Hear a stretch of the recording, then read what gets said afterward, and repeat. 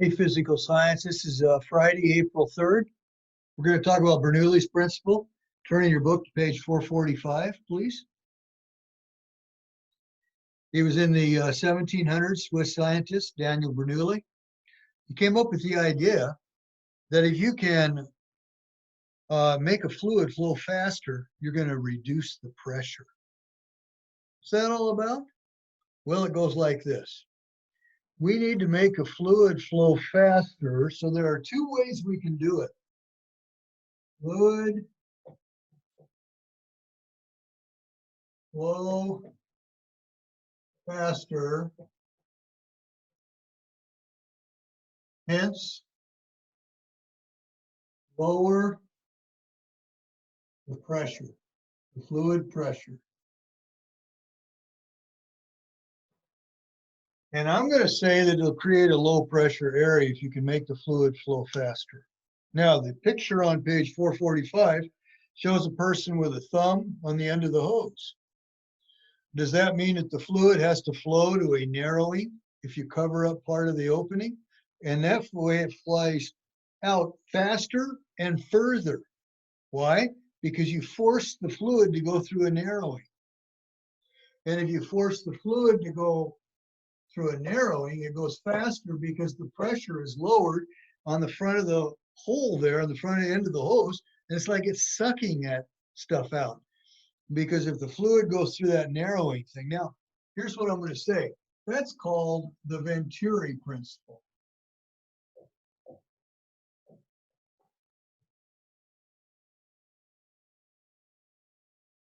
Okay, so what's this?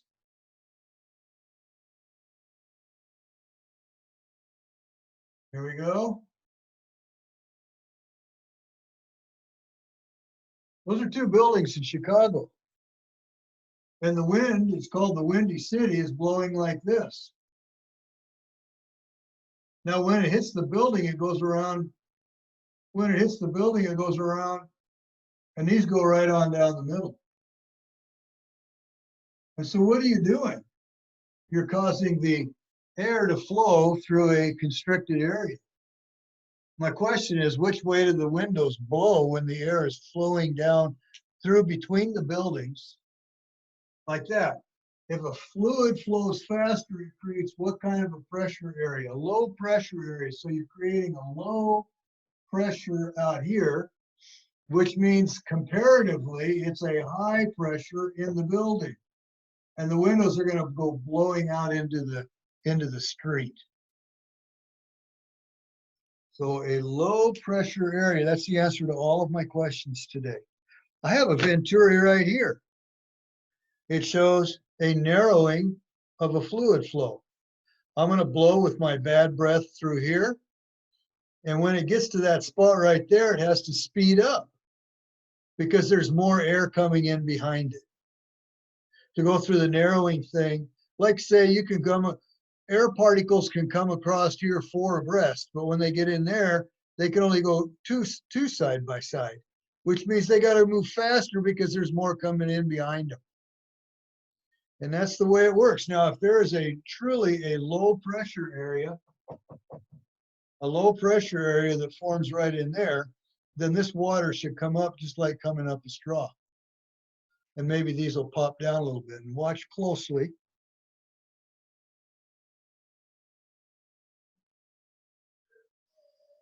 You see that going up? That shows you firsthand the Venturi principle. Venturi, call it effect.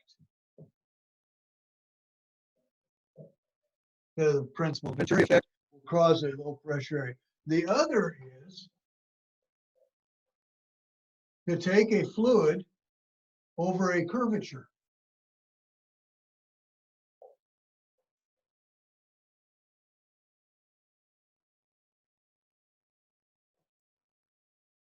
So here's the way that works.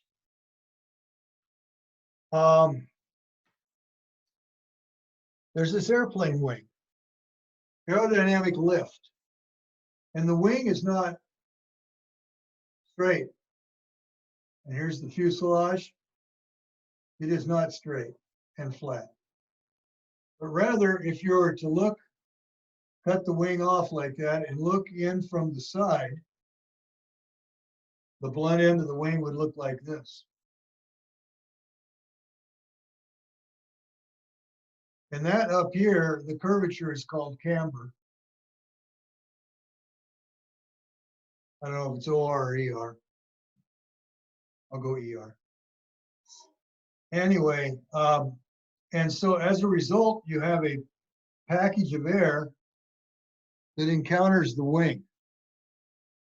And a package of air goes over the wing. But the one that goes underneath the wing, let me go like this. Half of the package goes under here, and the other half has to go a further distance, and they have to form back together again back here. Same package of air. It's kind of like taking a knife through butter. And so that package of air gets cut by this wing, and the air up here has to flow a further distance, but they have to meet up together again in the back of the wing. And so as a result, this flows faster,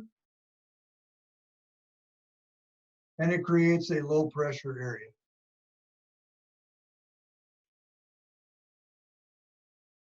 What do you mean low? Lower than what it is underneath the wing. Underneath the wing, this travels slower because it doesn't go quite as far to get to that same spot. So it creates a higher pressure under here. So does the wing get sucked up because of the low pressure, or does it get pushed up because of the higher pressure? It's the same thing.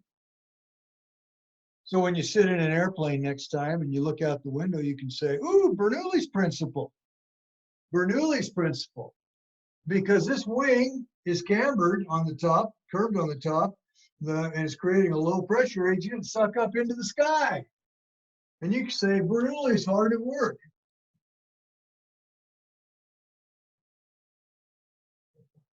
Something like that. And that'd be a correct observation. Now, let me give you this demonstration right here, and then we'll just finish for today. But I'll give you more examples on Monday. So where's that balloon? Oh, there it is.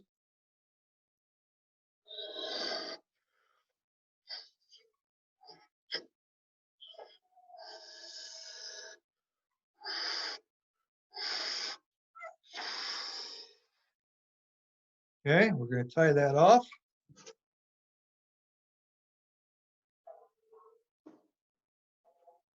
And we're going to put the string around it.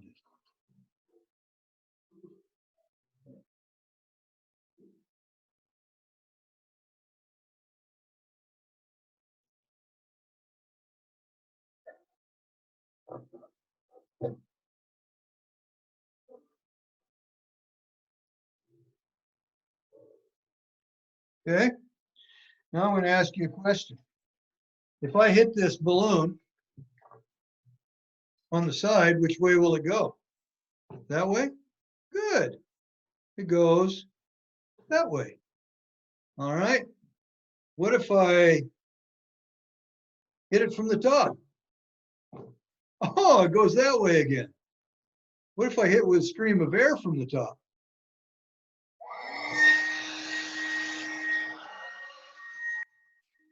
Up into the sky. Let's do that again. See if you can see it on the film.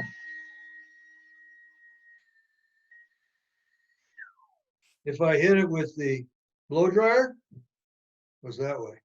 But if I hit it with a fluid over a curvature, it's going to create a low pressure area, and it's going to get sucked up in this direction.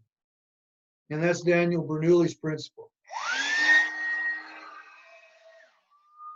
So there's two ways to get air to create a low pressure area. One is to force it through a narrowing, and the other way is to blow it over a curvature. Hey, guess what? No quiz Friday night. Have a nice weekend. See you Monday.